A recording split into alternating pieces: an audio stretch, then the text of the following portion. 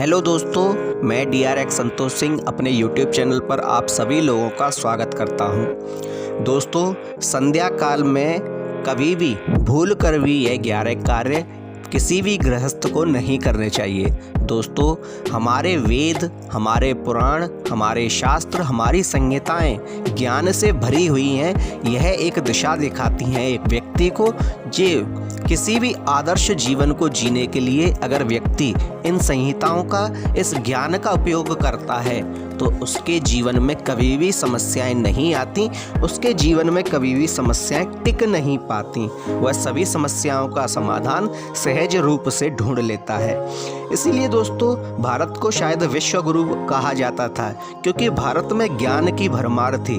हमारे पूर्वज बड़े ही विद्वान थे, जो सभी प्रकार की विद्याएं जानते थे, सभी प्रकार के ज्ञान से परिपूर्ण थे, और वे यह भी जानते थे कि कौन से छोटे छोटे उपाय करने चाहिए और कौन कौन सी छोटी बातें हमें नहीं करनी चाहिए, जिससे हमारे जीवन में आने वाले हमारे संकटों का निवारण हो सके, परेशानियों का नाश हो सके, और हमारी जो आने वाली जनरेशन है, जो आने वाले जो हमारे वंशज हैं, वे तरक्की कर सकें, वे कष्ट से मुक्त हो सकें।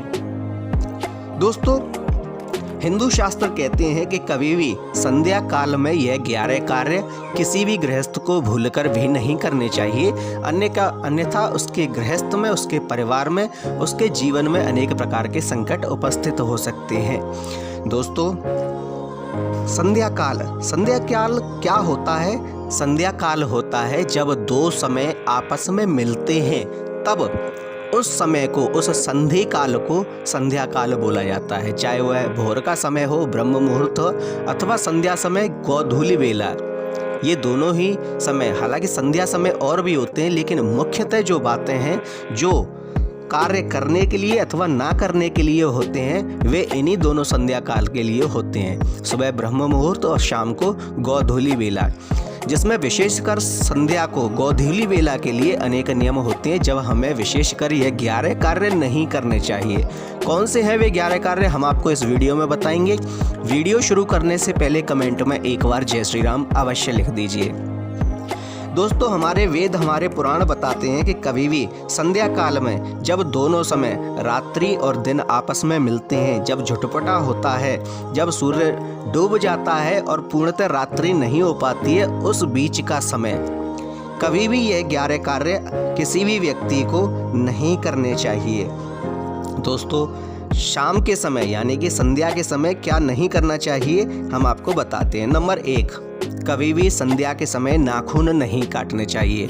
दोस्तों, हमारे वेद पुराण संध्या के समय, शाम के समय, गोधूलि बेला के समय नाखून को काटना वर्जित मानते हैं। ऐसा कहा जाता है कि किसी भी व्यक्ति को संध्या के समय नाखून नहीं काटना चाहिए। ऐसा करने से व्यक्ति की आयु कम होती है और उसे धनहानि का भी सामना करना पड़ता है।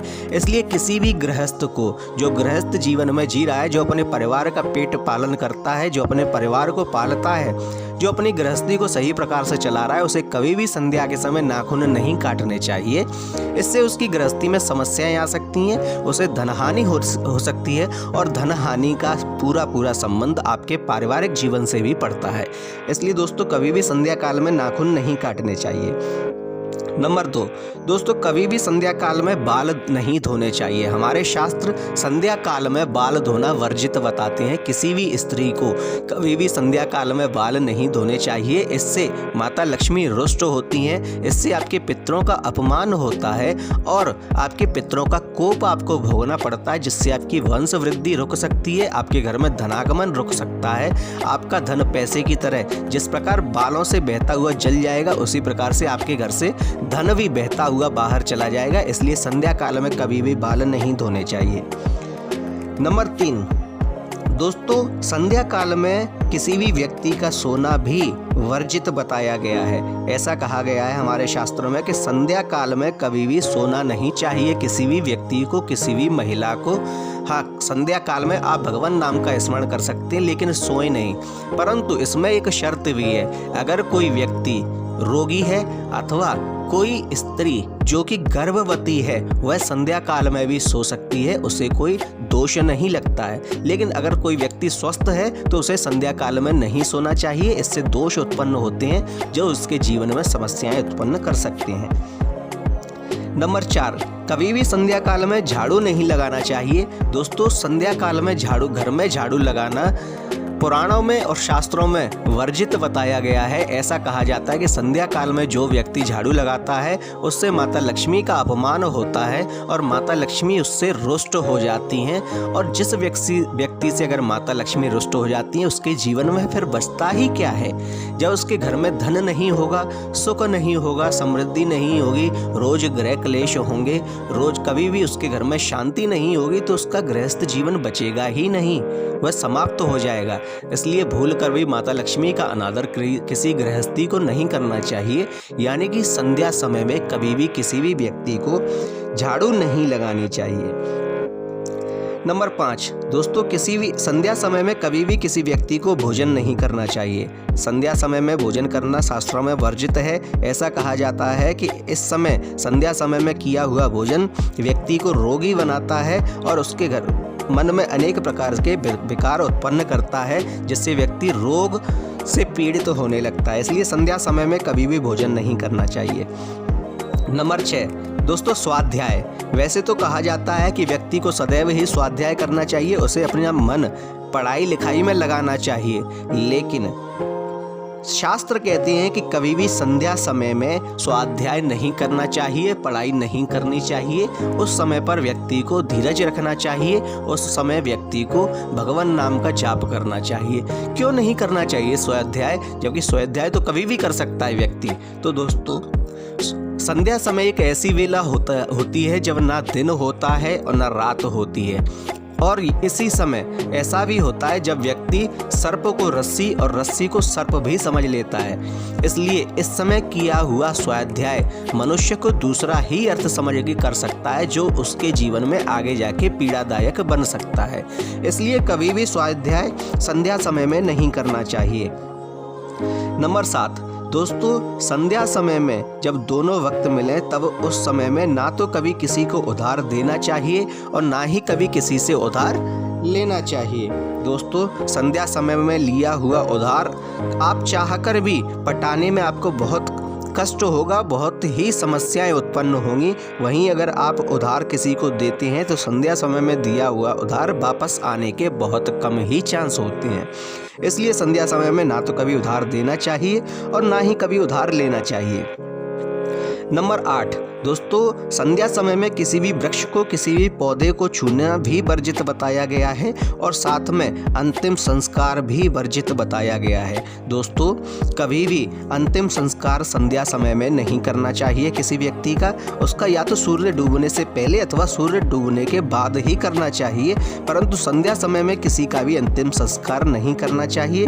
जिस व्यक्ति का अंतिम संस्कार संध्या समय में किया जाता है उस व्यक्ति को कभी भी मोक्ष नहीं मिलता है, वह भटकता रहता है। नंबर 9, संसर्ग। दोस्तों, किसी भी गृहस्थी व्यक्ति को, किसी भी व्यक्ति अथवा किसी भी स्त्री को संध्या समय में संसर्ग नहीं करना चाहिए, आपसी संबंध नहीं बनाने चाहिए। इससे उनके जीवन में अनेक प्रकार के संकट उत्पन्न हो जाते हैं। नकारात्मक शक्तियां उन लोगों को घेर लेती हैं जो संध्या समय में संसर्ग बनाते हैं। इसलिए दोस्तों, हमारे पुराणों में, हमारे शास्त्रों में संध्या समय पे संसर्ग बनाना वर्जित बताया गया है। नंबर 10, मुख्य द्वार। दोस्तों, घर के मुख्य द्वार को संध्या समय पे कभी भी बंद नहीं रखना चाहिए, यह सदैव ही खुला रहना चाहिए संध्या समय पर। दोस्तों, ऐसा माना जाता है, हमारे पुराण, हमारे शास्त्र कहते हैं कि इस समय पर, संध्या समय पर माता लक्ष्मी पृथ्वी लोक पर भ्रमण करती हैं, वे प्रत्येक के घर में जाती हैं। इसलिए घर को स्वच्छ रखना चाहिए और दरवाजे, मुख्य द्वार को खुला हुआ रखना चाहिए, जिससे माता लक्ष्मी आपके घर में प्रवेश कर सकें। और यह हर एक गृहस्थी के लिए आवश्यक है। इसलिए संध्या समय पे लोग दीपक जलाते हैं, लोग उजाला करते हैं और अपने घर को, मुख्य द्वार को खुला हुआ, जिससे माता लक्ष्मी उनके घर में प्रवेश कर सकें। नंबर 11, दोस्तों, संध्या समय पे कभी भी घर की दहलीज पर व्यक्ति को नहीं बैठना चाहिए, ना स्त्री को और ना ही पुरुष को। घर की दहलीज पर कभी भी नहीं बैठना चाहिए और संभव हो सके तो संध्या काल में घर की दहलीज पर आप एक तेल का अथवा घी का दिया अवश्य जलाएं। इससे आपके पितृ आपसे प्रसन्न होते हैं और माता लक्ष्मी भी वहां उजाला देखकर आपसे प्रसन्न होती हैं और वे आपके घर में प्रवेश करती हैं। इससे आपका घर धन धान्य से सुख समृद्धि से भर जाता है। इसलिए दोस्तों ये है वे 11 बातें जो आपको संध्या काल में नहीं करनी चाहिए, जिसके कारण आप अपने जीवन में लाभ प्राप्त कर सकते हैं, अपने जीवन से परेशानियां समाप्त कर सकते हैं। दोस्तों आपको हमारी जानकारी अच्छी लगी हो तो कृपया हमारे वीडियो को लाइक कीजिए, शेयर कीजिए, कमेंट में जय श्री राम अवश्य लिखिए और साथ ही हमारे चैनल को सब्सक्राइब कीजिए। धन्यवाद।